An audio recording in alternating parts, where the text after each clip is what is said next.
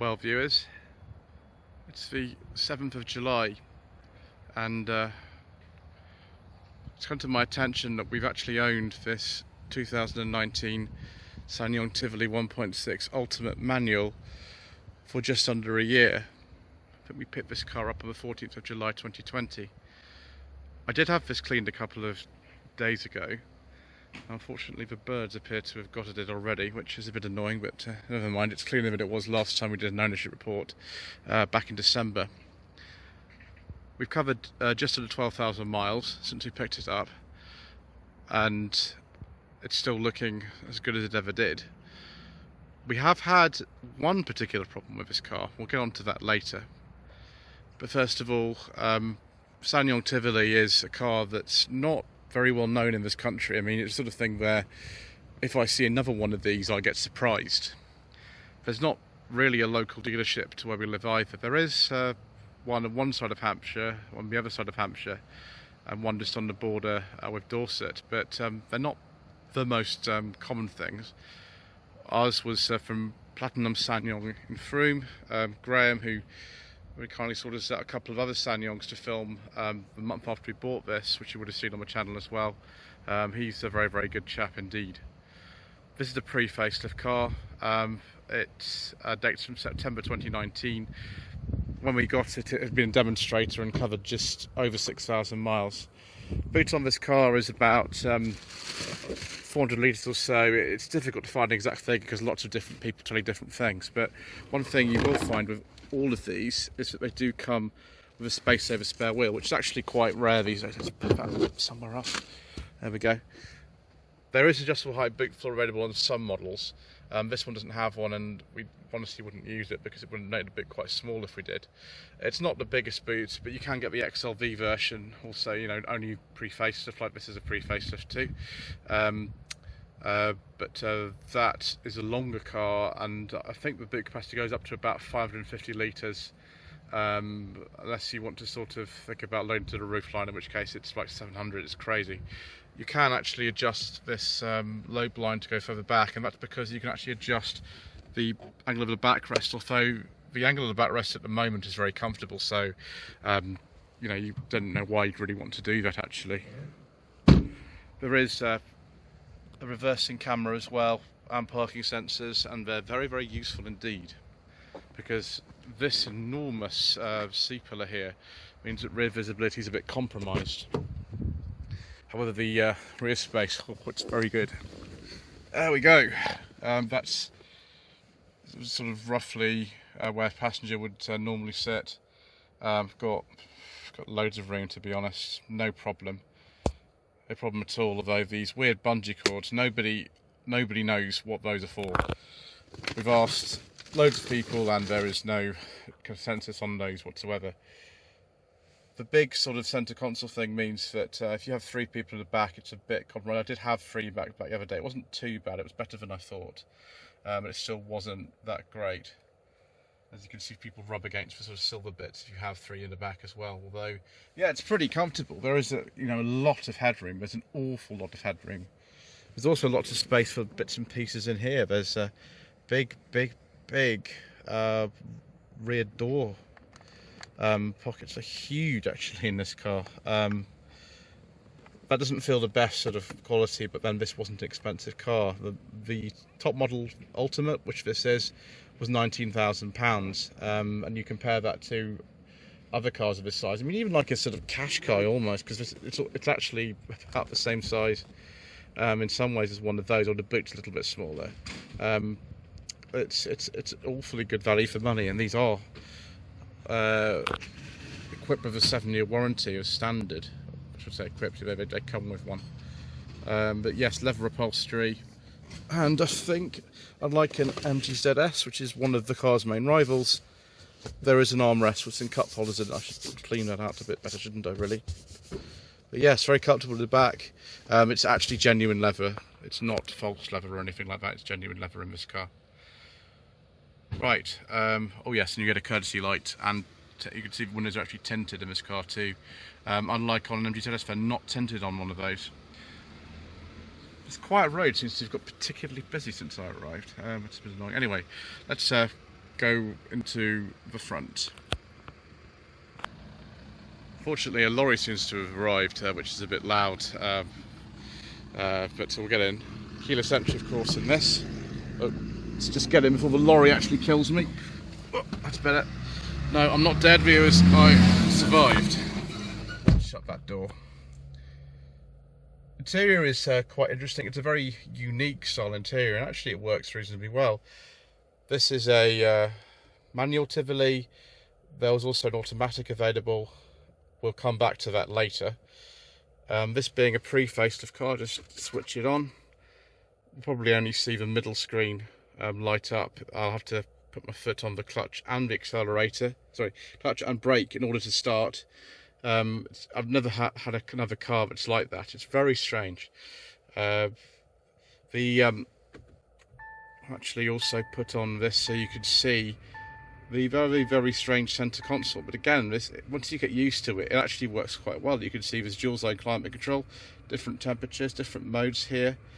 This is the fan speed there, button for air conditioning and button for automatic. It actually works really well. It looks very intimidating, but actually it works pretty well. But the post facelift ones are a little bit different from this. They tend to have a sort of slightly more conventional center console, USB and aux in, and for some reason two 12-volt sockets. There's also a 12-volt socket in the boot.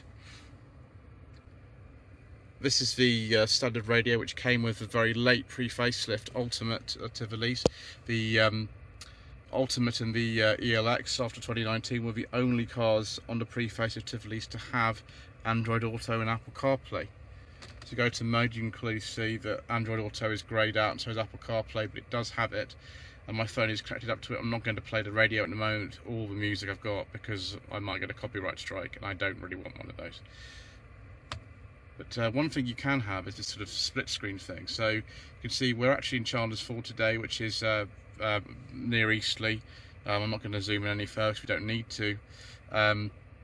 That's the radio station. You can change that, and actually you can put in a sat-nav destination.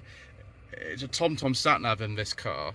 However, I would just use Android Auto or Apple CarPlay if I'm honest. It's not the best sat-nav ever, but then most built-in car sat-navs aren't actually that good compared with Android Auto or Apple CarPlay.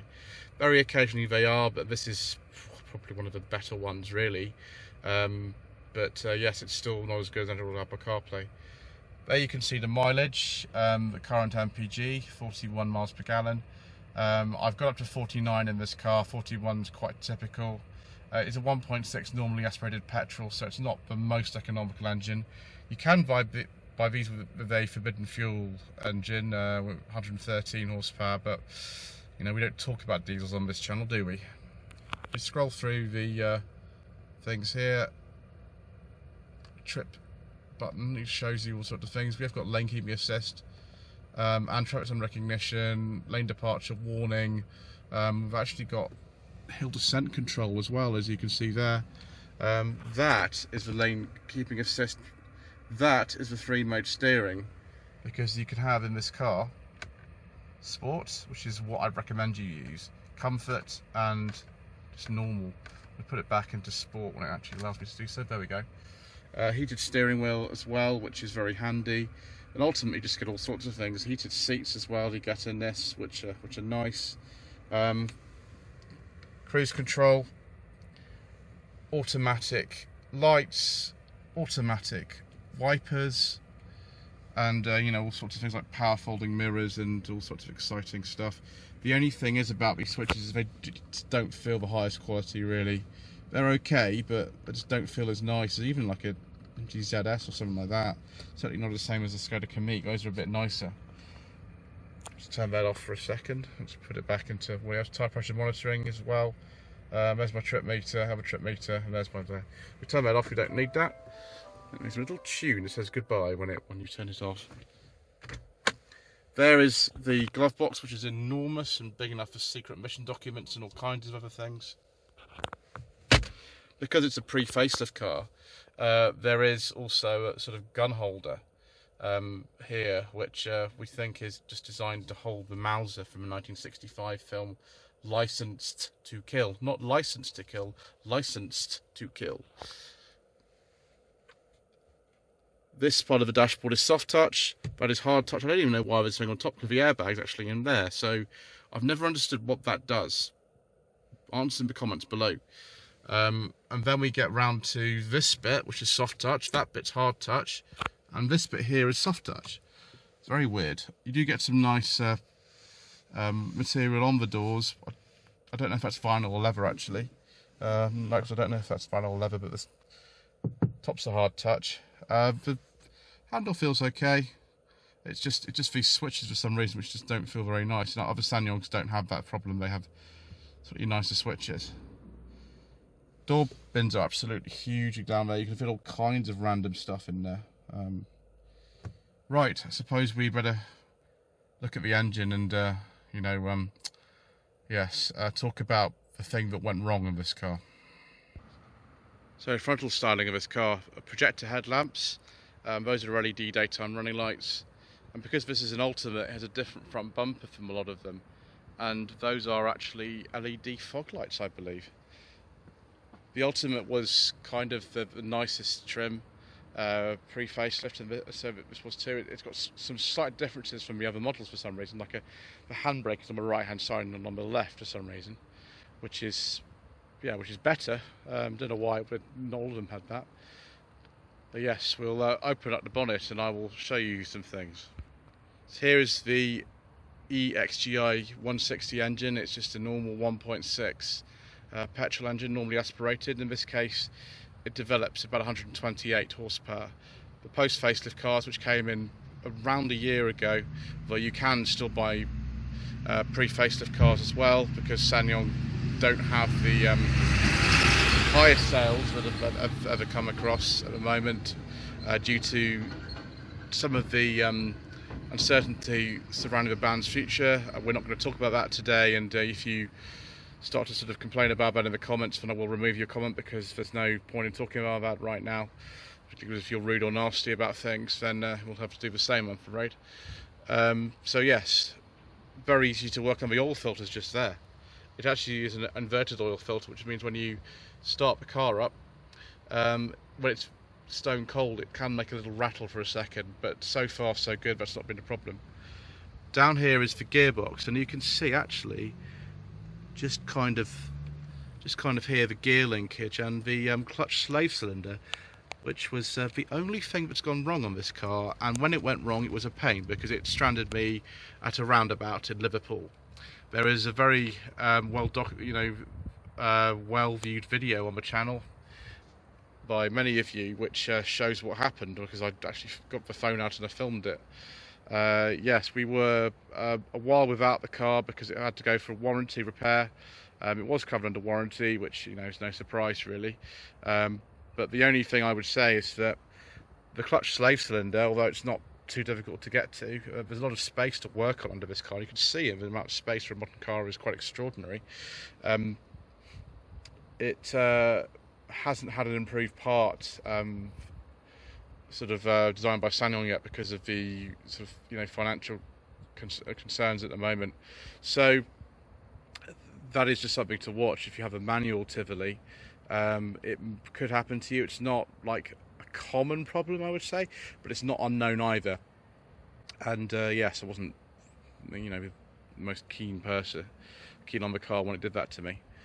But other than that, nothing has gone wrong whatsoever. I had it serviced at another SsangYong dealership in the Midlands. It's called Unity SsangYong, Balsall Common near Coventry, and they were exemplary. It wasn't the cheapest. The SsangYongs have fixed price servicing, and it wasn't the cheapest I've ever had, but the 2-year services are a more expensive one. But the standard of service there was absolutely exemplary. It was very, very, very good. I would wholeheartedly recommend them to anyone, really. One of the things about this car which I really like is actually the brakes. The brakes are extraordinarily good. It's an electronic servo in this car, and they stop on a dime. It's ridiculous, really. Another thing I like is the seats. Those sticks are my mother's. I've been taking her to an appointment today. She doesn't actually need them to get around, but she seems to be fine.